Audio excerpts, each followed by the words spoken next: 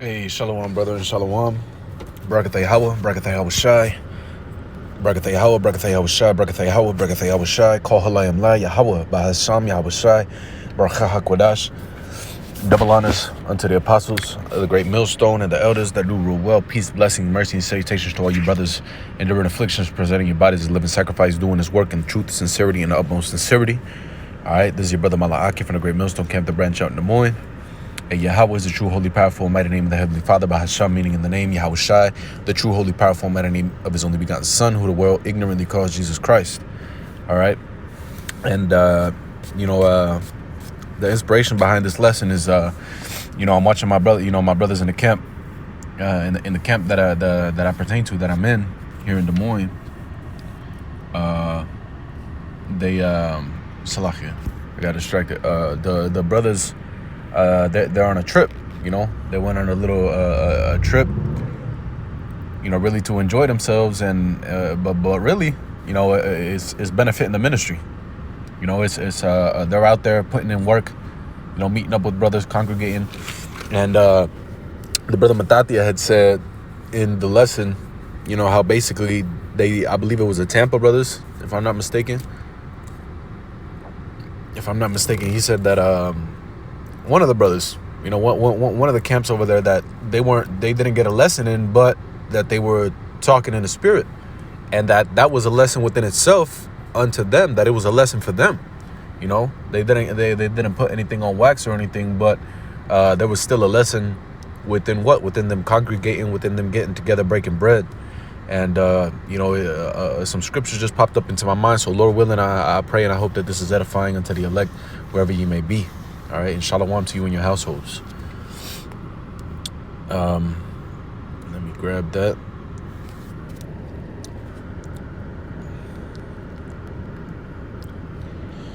This is the book of Salakia.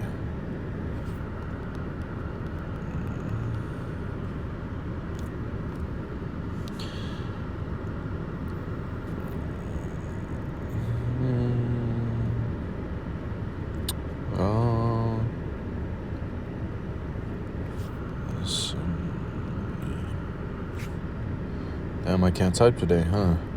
Can't spell. Of yourselves as some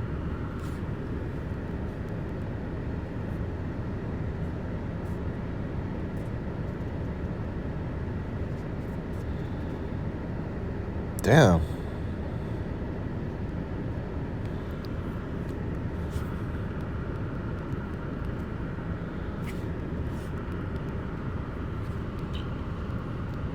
Salakia, brothers, bear with me. Baba Kwasha.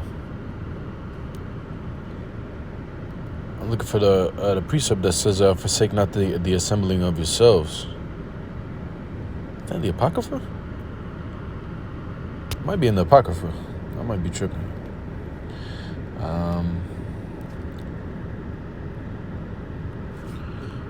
Forsake not the... Oh, there it was.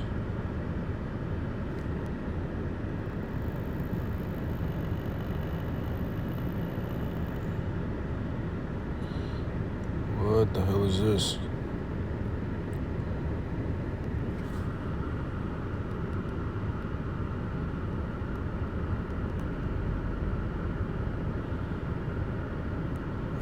Man, Satan, man. Satan hindering.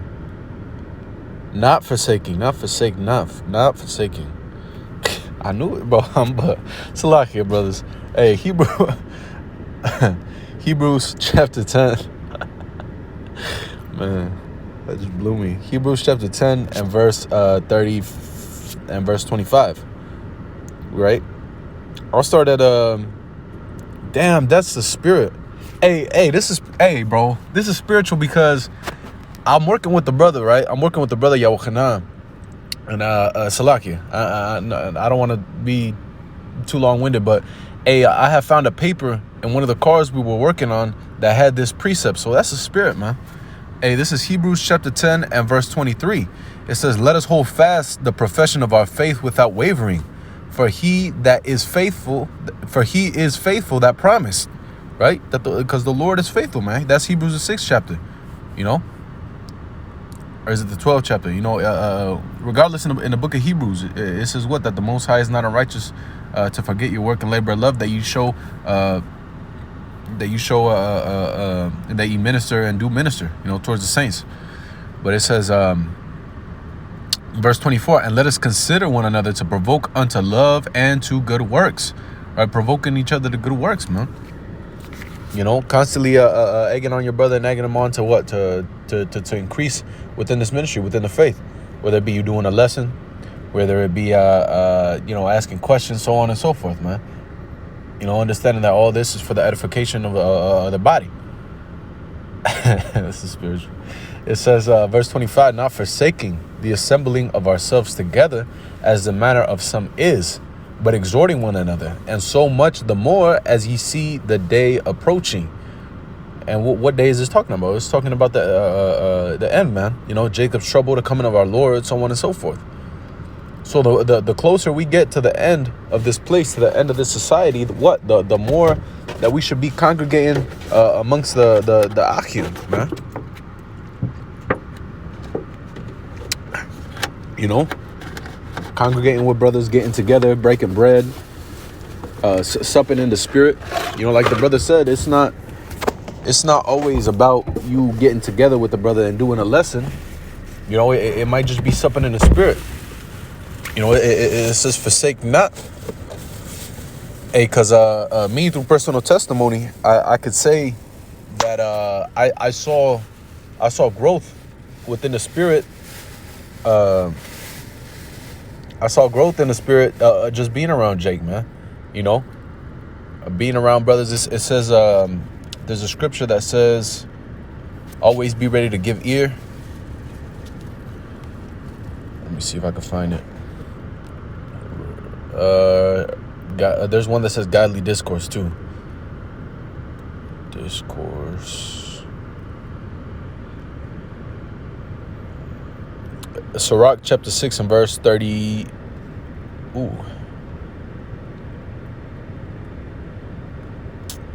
Verse 32. I'll start at 6 and 32. It says, my son, if thou wilt, thou shalt be taught, and if thou wilt apply thy mind, thou shalt be prudent. Right? So applying your mind is actually trying, man. You know, and what? You first you have to seek. You have to seek for that wisdom. And there's certain places and things you can do to set yourself up to well, it's gonna explain, or I'll go into it, right? This is 33. It says, if thou love to hear, thou shalt receive understanding. Hey, there's that saying in the world that says, you know, God gave us 2 ears and 1 mouth. We should be doing more listening than talking. It says, thou shalt receive understanding, and if thou bow thine ear, thou shalt be wise. But what? That's not just hearing anything, man. That's not just hearing, you know, this trap music, this folly in the world, hearing you know, 2/3 at your job, so on and so forth. No, it's hearing what? The scriptures, hearing godly discourse, hearing brothers break bread, hearing brothers reasoning with certain things. You know, if you got certain men in your camp that have been laboring longer, you know, and you're around them. Hey, and you're around them, and certain things arise, whether it be problems or hey, whatever the case may be, seeing how they reason with those situations through the spirit. You know, because we know that these men aren't going to reason just on some carnality. They're going to apply the scriptures. They're going to use the scriptures. You know, it says to constantly be around a man that you know to keep the law, that have fear of the Most High, roughly paraphrasing. It says stand in the multitude of elders. So you applying yourself as what? Being around Jake, man. Being around brothers. And when I say Jake, you know, because you can say Jake for all of Israel, but no, specifically men that you know to keep the law. Men that you know that fear Yahweh B'Shem Yahushai, that read the scriptures and that will apply them, man. You know, there's really no need for us to be around niggas in the world. There's no need for us to be around 2/3, so on and so forth, because nothing really good is going to come out of there. You know, now, not saying that the Lord can't use them for them to say something through the spirit. Of course. The Lord spoke through the mouth of an ass, man. The Lord could do whatever he wants. But the point is being around godly men to increase within the spirit, man.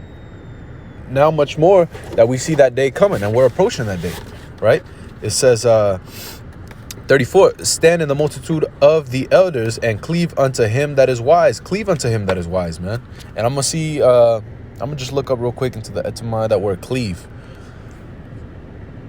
Cleave.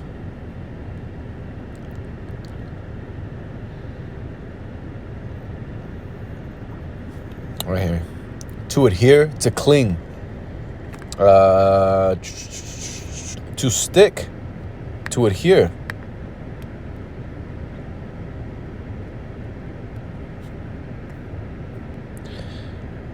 From stick, see clay. Slime, glue, stick together. You know?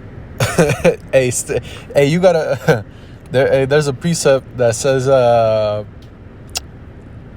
it says... that's the spirit. It's the same chapter. Hey, because it says cling, right? And we read it says to stick by, right? To cling, to adhere, just like adhesive, right? It says be willing to hear every godly discourse, and let not the parables of understanding escape thee.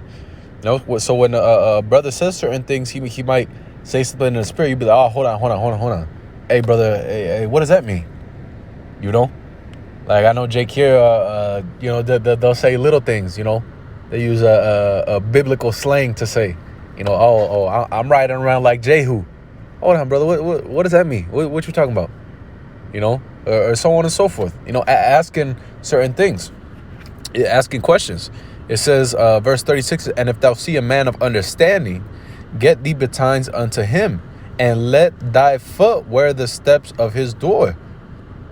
So it really, and there's a thin line, man. There's a thin line between you clinging and adhering and being around the man of the Lord, and you being a nuisance, you know, being around 24/7 all the time. But the point being is really try and be around Jake if you can, you know, to grow within the spirit. Not saying really it's like you got to bug them, but you know, there's that respect. You know, you respect the brother's privacy, you respect his time alone, so on and so forth. But really, you got some free time. That brother gets some free time. Hey, call that brother. Hey, you know, whoop wop the bam. Y'all brothers get together, whatever the case may be. Hey, you're gonna go get some food. Hey, let me call this brother up real quick. Hey, brother, you trying to go get some food, so on and so forth. You know, just talking in the spirit, breaking bread, because this all is provoking into godly works. Whether it be you bettering yourself in the spirit, or you putting out a lesson, you being a teacher, another brother, so on and so forth. But there will be growth within the spirit by you being around Jake. You know, and going back to that word cling, I was gonna link it with that 36, because it says, let thy foot wear the steps of his door. Hey, you gotta be like gum on the bottom of Jake's shoe, man. You know, always around, always trying to listen, always trying to learn. Right? There's that scripture that says that they that were addicted to the ministry, it's the same spirit that we should be in. It's constantly having that itch, like, let me. The brother says something about a precept. Let me go to my scriptures. Let me see. What's this brother talking about? You know, so on and so forth. Hey, because that the day's coming where it says what? That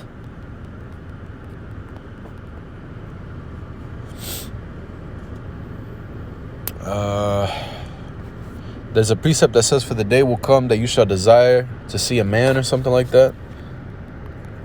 Shall come, desire. Hear another man's voice. Hear another Tuara. No. Hear a voice.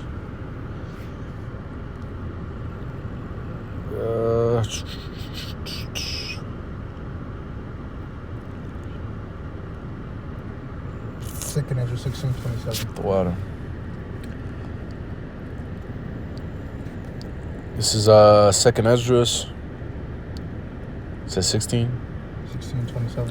Second Ezra chapter 16 and verse 20. Let me see.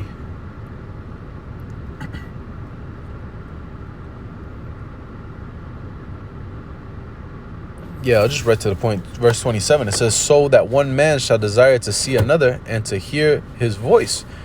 For of a city there shall be left 10, and 2 of the field, which shall hide themselves in the thick groves and in the clefts of the rocks. You know, so, hey, we're approaching that time of Jacob's trouble, man. And you might be by yourself. That might just be the reality. You know, hey, Yahweh B'Shem Yahushua Ratazah, we were able to be together, you know, in the company of brothers or whatever. But hey, you never know, man. You might be by yourself, and you're just gonna desire to hear Jake's voice, man. And all that's gonna be left is the memories. You know, the memories are, oh man, I remember when I was going through this, and this brother encouraged me with this precept, or he told me this, and you know, so on and so forth. You know, but really that's it through the Spirit. Hey, call halal Yahweh B'Shem Yahushua B'Shem Ruach HaKodesh. Until the next time, I'm gonna say shalom.